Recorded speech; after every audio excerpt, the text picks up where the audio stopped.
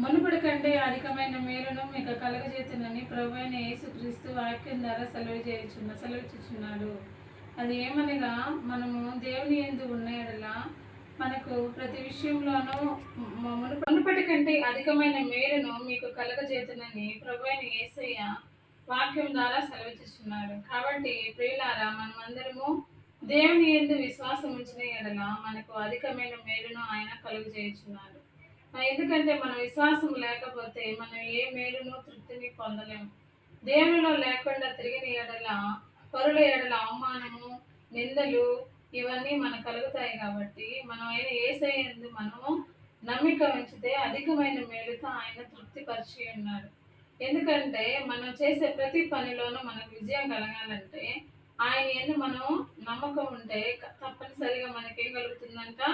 మేలు కలుగుతుంది. ఎప్పటికంటే మునుపటి కంటే కూడా అధికమైన మేలును ఆయన మనకు కలుగజేయుచున్నాడు. కాబట్టి మనం అందరం ఏం చేయాలి?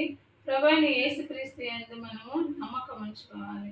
యెహోవా దేవుడు చెప్తాడు, నా ఇల్లంతటిలో నమ్మకమైన వాడు మోషే. కాబట్టి మోషేని మనం చూసినట్లు ఆయన మాటలాడక నత్తివాడై ఉండగా ప్రభువైన యెహోవా దేవుడు ఏం చేశాడంటే ఆయన్ని ఎన్నుకున్నాడు. కాబట్టి మనం కూడా మనలో ఉన్న లోపాలను చూసుకొని మనం దేవుని యందు అపనమ్మకం ఉంచుకుంటే మనం ముందుకు సాగిపోలేం. కాబట్టి మనం ఏం చేయాలి?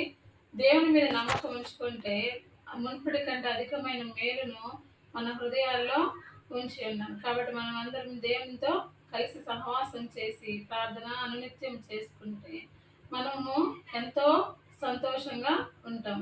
కళ్ళు మూసుకోండి, అందరం కలిసి ప్రార్థన చేసుకుందాం.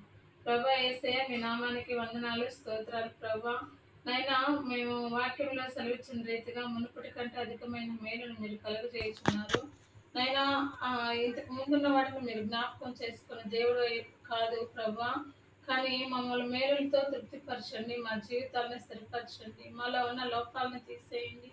మాకు సమస్తము మీరే ఉన్నారు. కాబట్టి సర్వశక్తి కలిగిన దేవుడు మాకు తోడై ఉండునట్లు, మాకు మీరు మహిమయు సమాధానము కలిగినట్లు యేసయ్య నామములో అడుగుచున్నాం తండ్రి.